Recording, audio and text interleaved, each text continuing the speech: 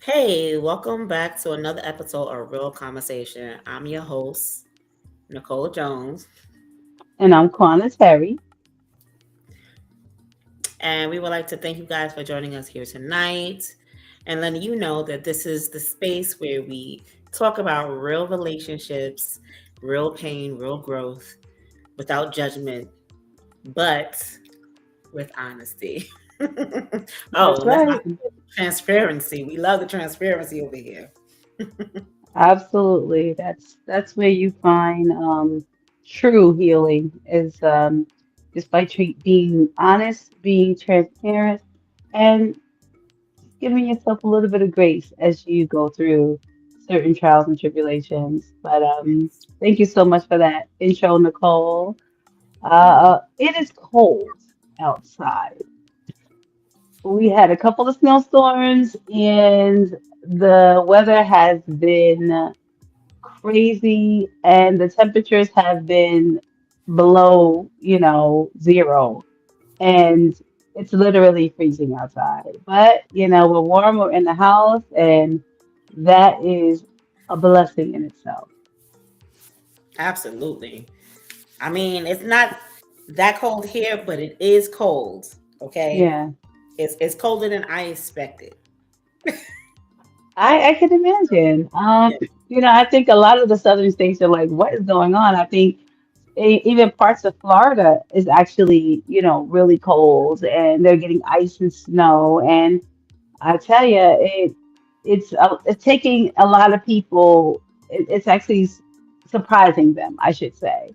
Yes. The weather is like, do I really need to go out and get a winter coat? I'm not supposed to have a winter coat. I'm living in the southern climate for a reason, and so a lot of people are definitely surprised about the weather. Another thing that's coming up is like another weather system coming for a lot of the Northeast as Hmm. well as some southern states.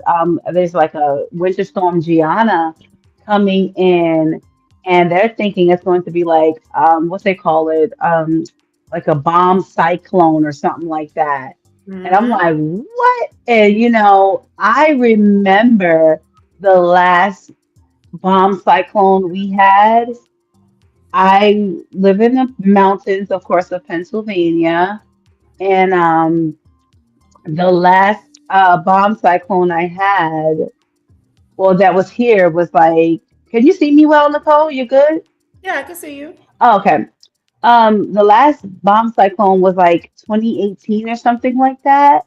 And I remember because my honey had walked home in that and literally passed out in the snow. There was so much snow out there. Thankfully, there were some good Samaritans that were riding by on like one of those sleds, like riding by like on a Yeah, sled. I remember that. And they picked him up and brought him home. But it was crazy. It was like a literal hurricane, but with snow because the wind was going, at least the gusts were like 60 to 70 miles per hour.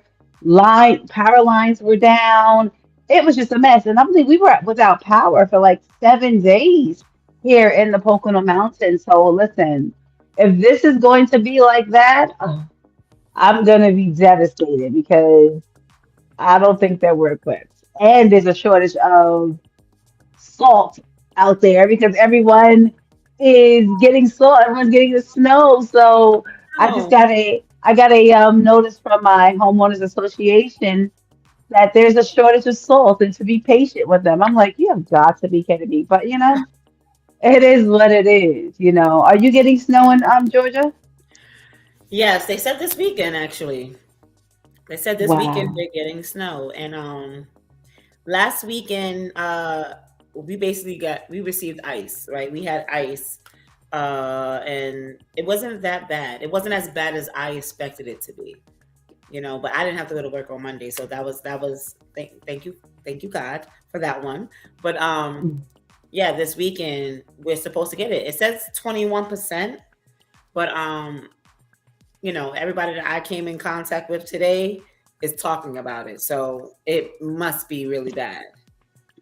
Yeah, it is the talk of the town right now. Everyone's just keeping an eye on the news keeping an eye on the weather, and trying to prep for it. Because if you can't get out of your home and things of that nature, if there's no power, there's no nothing, you need like tuna, you need things like that are perishable, canned goods so that you may be able to eat if you can't get out. There's no power anywhere. It's just a lot, girl. Get you some crackers, some bread, little peanut butter and jelly or something like that, and try to ride it out if that is what's going to happen. So, yeah, I guess there's more to come on that. I guess we'll keep an eye on the weather system as the storm continues to move across the ocean into the Northeast. So we'll see what happens. Well, I hope it doesn't come here.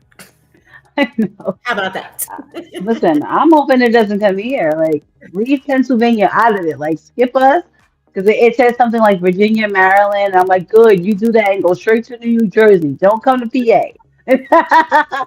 Go straight to New Jersey and New York. Like, go over there because I'm just not ready for it. You know what I'm saying? Like, oh, God. No, not New York. New York got hit really, really bad. I feel bad for everybody. I'm seeing all these posts.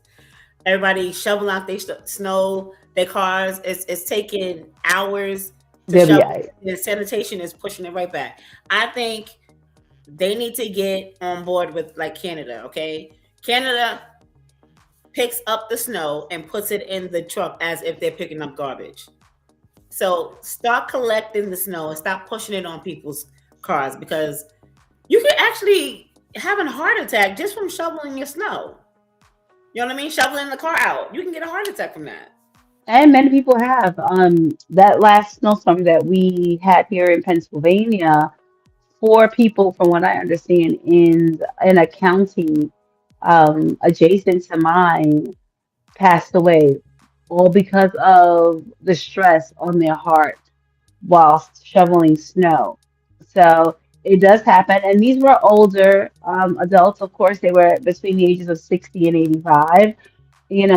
My suggestion is if you see someone, an elder out there that's shoveling their snow, if you happen to catch them, take that shovel from them, and if you can, if you're able-bodied, help them shovel their snow, because we don't want things like that happening going forward where, the elderly is out there, they have no one, they can't, they have to do it on their own. But you have perfectly able-bodied people living across the street or down the road that could assist them with shoveling their snow. So I if agree. you happen to see that coming, going forward, make sure you stop or head down the street or across the street and lend a hand. I know that they would greatly appreciate it. They, for sure. Definitely. Yes. So more to come on that weather system. We'll keep you updated on our Real Conversation 2021 page on Facebook. Of course, I will be posting a bunch of weather related memes because what else am I going to be doing? And like I said, we'll keep you updated in the rest of that progress. So more to come. Yeah, so that looks super crazy. And again, like I said, more to come on the weather system that's moving towards the Northeast this weekend.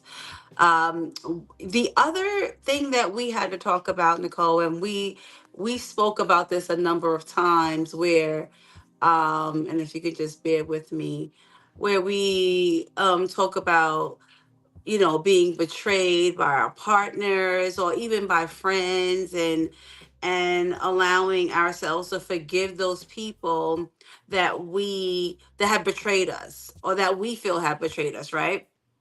And Yes. it's so hard to do that, and a lot of people cannot do that, or they say that they forgive, but anytime an argument comes up, they mention that topic in the argument. So it's like, okay, did you really forgive, or are you still holding on to that trauma? What do you think about that? Well, forgiveness doesn't mean forgetting, right? But at the same time, if you're telling somebody that you're forgiving them, that means you're willing to let go of what took place. That incident that took place is not supposed to come up in any future arguments. That's a problem that a lot of people have. They always want to sit there and bring up what's going on in the past. But the moment that you decided to forgive that person, that means you forgave them and you need to be moving forward, you know? Because if you didn't forgive them, you need to be honest with that, be transparent, allow them to, because you have, it is, it is, your right to go through whatever emotions it is that you need to go through. But the moment you decide to let that person stay or come back or whatever, that's a done deal. What do you think? I agree with that to a certain extent. Okay. And I'm just trying to formulate my thoughts, articulate my thoughts. I feel as if sometimes you forgive, like your mind says I forgive, but your heart says otherwise. Your heart also needs to go through a healing of some sort, right? Because Mm-hmm. there's a betrayal, there's a trauma, there's now trust issues that have arisen. Mm-hmm. And it is hard to get your heart and your mind on the same page in a lot of ways, in a lot of things. So while you may say yes, I forgive you, there are certain triggers that may come up, and sometimes you can't help it. Your heart Mm-hmm. is saying, dang, like, why did this happen? So then you start to replay the whole situation all over again, and then now you're back at square one. But you're not supposed to. That's the thing. That's correct, but it's a Mm-hmm. perfectly normal response. Is what I'm just trying to say. You're not supposed to, or when you say you forgive someone and you move past it, you're not supposed to revisit it. But it happens more often than not because we're human, and that's a normal human response. I mean, it is for an unhealed person. Mhm.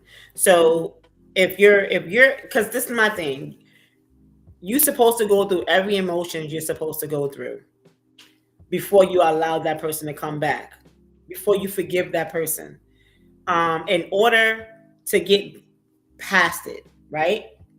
And some people can't get past it, so they choose not to forgive. They choose to move on from the person. But if you choose, because 9 times out of 10, people choose because they love a person so much, they choose to stay with that person, right? But the moment you choose to stay, that's a choice you made. And that's a choice you made, that conscious decision for yourself because you want to stay with that person. So, yeah.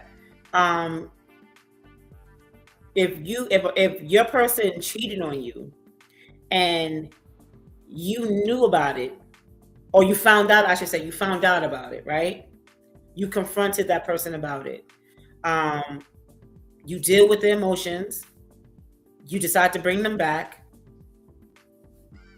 You cannot throw that up in their face every single time, because that just means that you didn't do the process that needed to be done for yourself. Because this has nothing to do. It's not saying that you forgot that it happened. It's not saying that. Now, if you guys are sitting up here being two adults talking about past things that happened and y'all revisiting, that's one thing. But when you're arguing with a person, or you think every time they go out that door they're cheating, no, that's not fair to you, and that's not fair to the other person. Because this is what I would say. You cannot heal a relationship if one person is constantly on trials. I can agree with that. And I think coming from I think it's different because I think the way that you're speaking is in a context of somebody who you're not married to. If you're married to a person and you have to be in that space with that person every single day, it Mm-hmm. really is hard to be able to heal in a space when you were hurt. So unless there's a level of separation that happens, which in a lot of cases, people have whole families, and they have to put on this facade that they're okay, in the face of their families. Say for instance, their children, they Mm-hmm. have to put on this face that they're okay, all the while hurting inside. So it's kind of hard to um heal, like I said, in the space, in the place in which you were hurt. It's hard to do that. So that requires a different level of patience, accountability, as well as healing. A lot of things need to take place during that time. So it literally, you know, you have to give that person that was betrayed some grace, and then the Mm-hmm. Definitely. person, right, and then the Mm-hmm. person that has done the betrayal also needs to have patience with the person that has been betrayed. So there's a level of Mm-hmm. grace, a level of patience, and some deep, intense healing that needs to happen in order for the trust to be restored in a relationship. So I'm gonna touch base on what you just said because I don't think it matters if a person is just in a relationship, long term relationship, or married, because people move in together all the time. They've been together for a long time. It's the same as if they're. It's like they're married, but not on paper. And pain is pain. So it doesn't matter if you're married a person. If you love a person, if you truly love a person, that doesn't change because they're not married. I You know was what I mean? The speaking pain that from they the receive. I was speaking from the standpoint of being separated, because you said then you come back together. When you're So when I married or when you're living together, there's no sense of separation. You're so when I just said there that, in that let me person's face. wait. Let me clarify what I meant by that. Okay. Because a lot of people when someone cheats on them, what do? The first thing they tell them to do is to get out, right? They tell them to get out of the house, leave. Um, some come back, some go in a hotel, some go to their girlfriend's house or boyfriend's house or their family house. You don't know how long it's gonna take before they get there. Some people try to get back the very next day. Some try to get back that night. Some try to. Every situation is different. So if you're in a relationship or if you're married or whatever, I mean, I've seen married couples kick their partner out once a betrayal happened. I've seen, and the same thing for people who weren't married, but they living together. I think the only people, and I'm not saying that the pain is not the same, but it's a little easier because if you don't live with a person, you don't have to see their face. You don't have to miss them because they was there. You don't have to go through all that.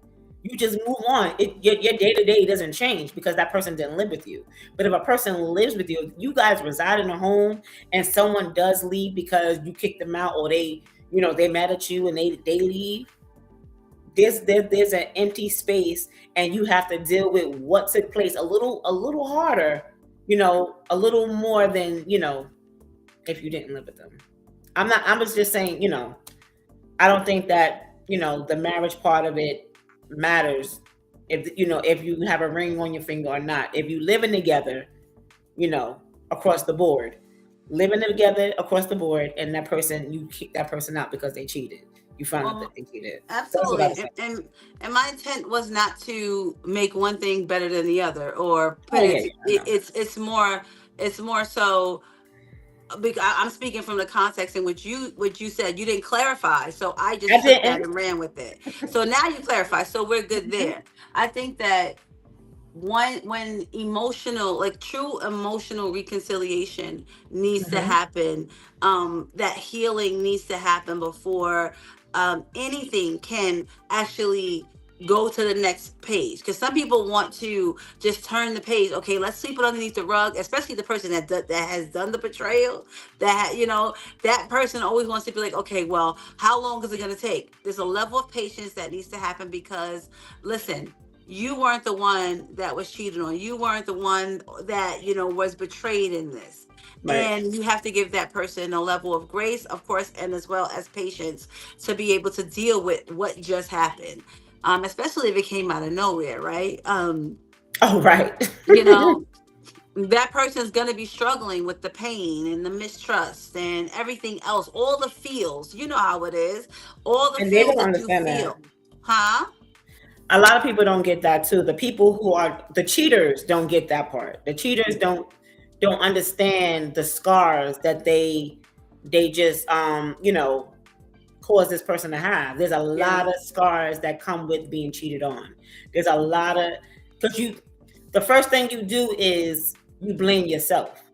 You don't, and you ain't got nothing to do with it. But that's the first thing you do is you blame yourself. Like, what did I do? Why did I like what could I have done to make him want to stay, or Yeah. or not go out there and find something else? And it didn't have to be anything that you've done. It's just what that person did. Yeah, it's a trauma response, and Yeah. then in some cases the man or the woman ends up feeling insecure or maybe feel unloved, Yes. and as the pain resurfaces, they and I talked about triggers in the beginning, where when the pain resurfaces, you're like, okay, you start to think of it all over again. It's almost like a form of emotional PTSD, Yeah. Oh, right?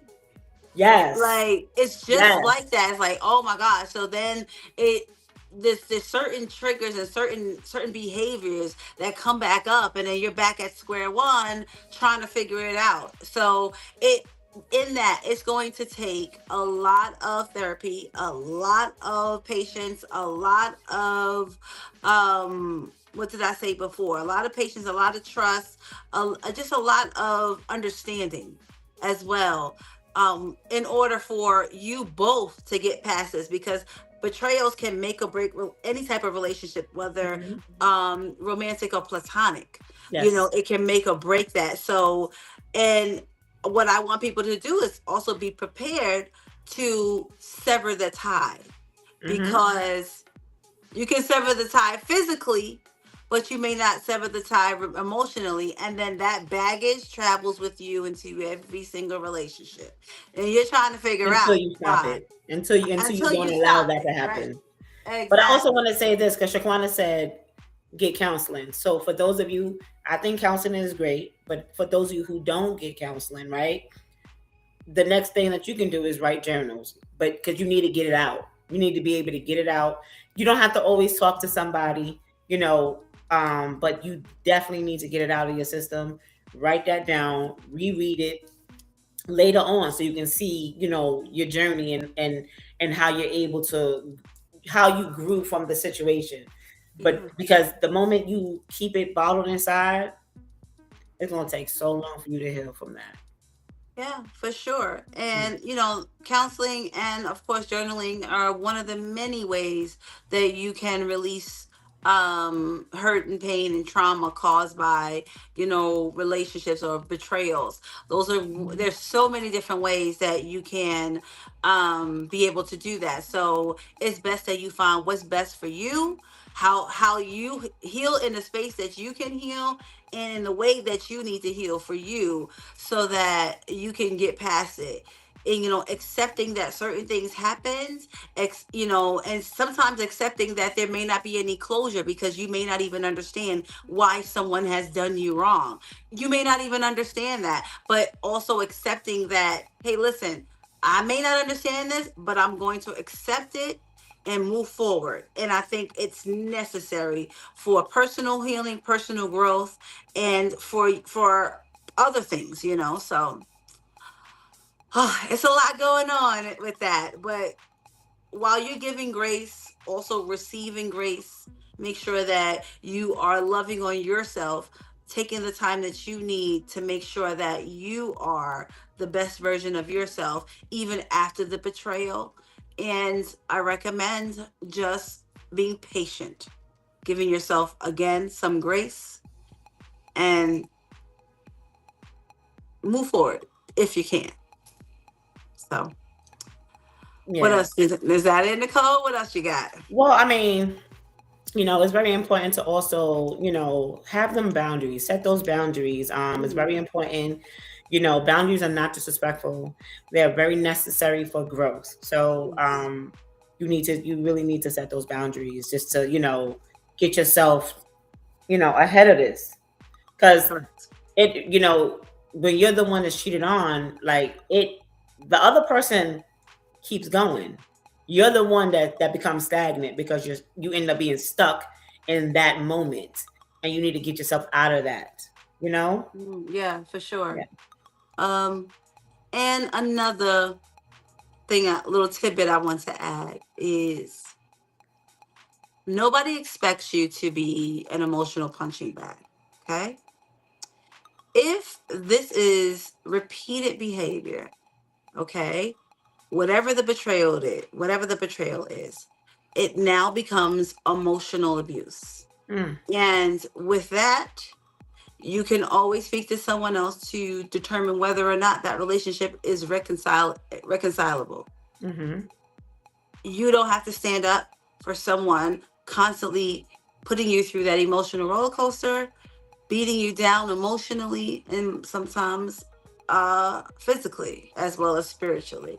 You don't have to take that. So if that is your issue, if that's something that you're experiencing, I think that you need to speak to someone, because if it is taking a toll on you physically and emotionally, most times it's going to take a toll on you spiritually, and that's not what God intended a relationship to entail. So, Right.